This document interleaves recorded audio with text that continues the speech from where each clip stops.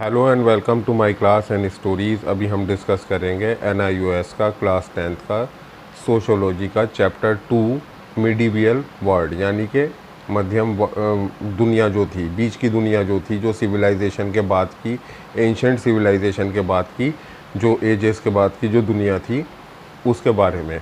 कि जी इसमें जो है साइंटिफिक डेवलपमेंट्स और लैंग्वेज डेवलपमेंट, लिटरेचर डेवलपमेंट्स हुए और बहुत सारी गवर्नमेंट के डेवलपमेंट्स हुए, तो उसमें मिडीवियल वर्ड्स होती है। चलिए स्टार्ट करते हैं। We have just finished reading about the different civilization of the ancient world. हमने अभी प्राचीन दुनिया के बारे में, जो सिविलाइजेशन सभ्यता थी, उनके बारे में पढ़ा पिछले चैप्टर में। Have you wondered what happened to these civilization when the ancient period came to the end? कि आपने सोचा कि जब एंशेंट यानी कि प्राचीन वक्त ख़त्म हुआ तो इन सिविलाइजेशंस के साथ क्या हुआ इनका? Did civilization also come to the end? क्या सिविलाइजेशन भी ख़त्म हो गई? और were the ancient civilization succeed by the equal significance one during the medieval period? के एंशेंट सिविलाइजेशन जो है मिडीवियल पीरियड के लिए सहायता या मतलब कि सहयोग हुआ उसमें, जिससे उन्होंने कुछ लर्न किया था। Let us to for the answer for the such queries here. इन्हीं सब सवालों के जवाब इस चैप्टर में होंगे। In this lesson we shall read about the, हम इस चैप्टर में पढ़ेंगे कि क्या होता है transformation of the European societies after downfall of the Roman empire.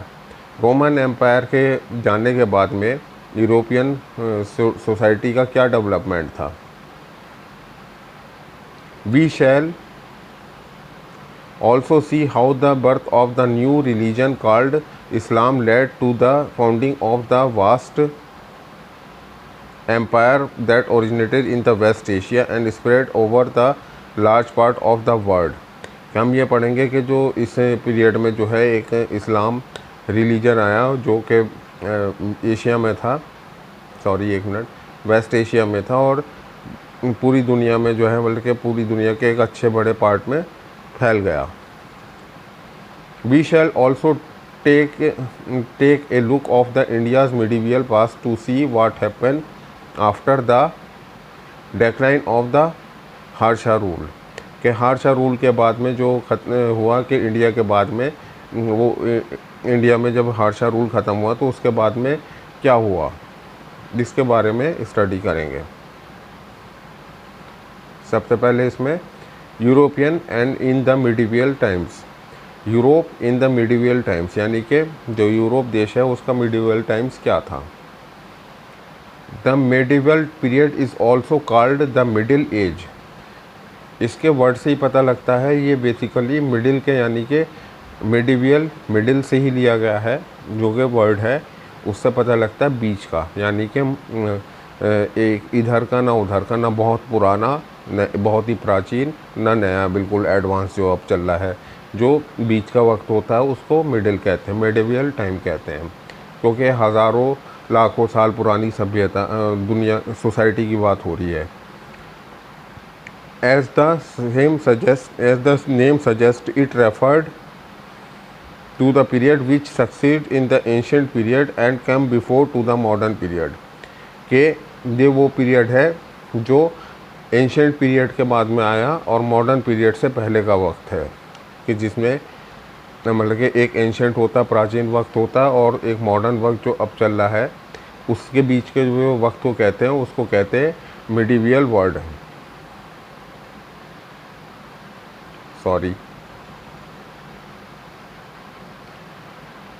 But was it only a middle age caught in a between two great age with no significance of its own? क्या इसमें कोई फ़र्क नहीं होता कि जो पहले की प्राचीन सभ्यता थी या जो अब है, इनमें क्या कुछ मिला जुला कुछ देखने को मिलता है? Not really, since the medieval period constitute an important stage of the evolution of the society. Medieval period ने बहुत ही इम्पोर्टेंट रोल प्ले किया है सोसाइटी के डेवलपमेंट में। That need to be studied for its own interest, इसीलिए इसको अपने फ़ायदे के लिए पढ़ा जाता है। What is more, क्या और है? The achievement of the glories of the medieval period were also important step toward the modern period। उसी वक्त में जो हुआ, जैसे medieval पीरियड होता था उसमें लैंग्वेजेस, साइंटिफिक डेवलपमेंट्स और गवर्नमेंट के rule and regulation, society norms, ये सब चीज़ें जो डेवलप हुई। जैसे कि साइंटिस्ट जो आए, ज़्यादातर टेलीस्कोप का डेवलपमेंट हुआ, या फिर जो बहुत बड़े बड़े साइंटिस्ट हुए कि इनोवेशन ऑफ इलेक्ट्रिसिटी हुआ, मोटर इनोवेशन हुआ, मोटर इनोवेशन और स्टीम इंजन का डेवलप इनोवेशन हुआ। तो ये सब इनोवेशन जितने भी हुए ये इसी एज में हुए हैं। You may find out the interesting और to know that the term middle age, क्या आपको जो है इंटरेस्ट होगा मिडिल एज में, was coined by European in the 17th century because they saw it's a long dark period of the interruption between the classical period and the ancient Greek period and the Roman civilization। कि ये European के लिए बहुत ही अच्छा वक्त था, जो classical period से अलग था। एंशिएंट ग्रीक पीरियड उन्होंने देखा और रोमन सिविलाइजेशन उन्होंने देखी है। Now they are on modern age, अब जो है मॉडर्न एज पर हैं। However, the medieval period was not only necessary a dark period or the interruption period, कि जो डार्क पीरियड भी कहा जाता है और इंटरप्शन मतलब कि इसमें कुछ चेंजेस भी हुए हैं। For the Islamic world it was the period of when civilisation followed and reach the height of the glory, के जब इस्लामिक वर्ल्ड मतलब कि इस्लाम का उत्थान हुआ जो 1400 साल के लगभग पहले, तो तब जो है ये काफ़ी तेज़ी से इसको माना गया। In India the medieval period was an age of the synthesis, कि ये जो है सिंथेसिस की एज पर था। सिंथेसिस मीन्स के मिला जुला जो होते हैं ना, थियसिस, एंटीथियसिस, सिंथियसिस, जो वाद प्रतिवाद और संवाद होता है उसको सिंथियसिस कहते हैं। तो उसमें मिला जुला असर होता है। It's are the fusion of the old and the new political, economic and the social system, कि यहाँ पे जो है पुराने और नए इकोनॉमिक सिस्टम थे और पॉलिटिकल सिस्टम थे। आउट ऑफ दिस फ्यूजन्स, इन्हीं फ्यूजन्स में emerging of the unique culture pattern को एग्जिस्टेंस, कि एक यूनिक कल्चर डेवलप हुआ जिसको को एग्जिस्टेंस कहते हैं। Acceptance that become the hallmark by the medieval period, के एक्सेप्टेंस जो हुआ, हॉलमार्क हुआ, जिन चीज़ों को हमें एक्सेप्ट करना पड़ा मिडिवियल पीरियड में ऑफ इंडिया, इंडिया के अंदर। इवन इन यूरोप के अंदर भी the picture does not appear as gloomy as it's sometimes thought, के उसमें जो है तब भी यूरोप में जो है बहुत ज़्यादा पिक्चर इसकी क्लियर नहीं थी और थॉट्स इसके क्लियर नहीं थे तब। In the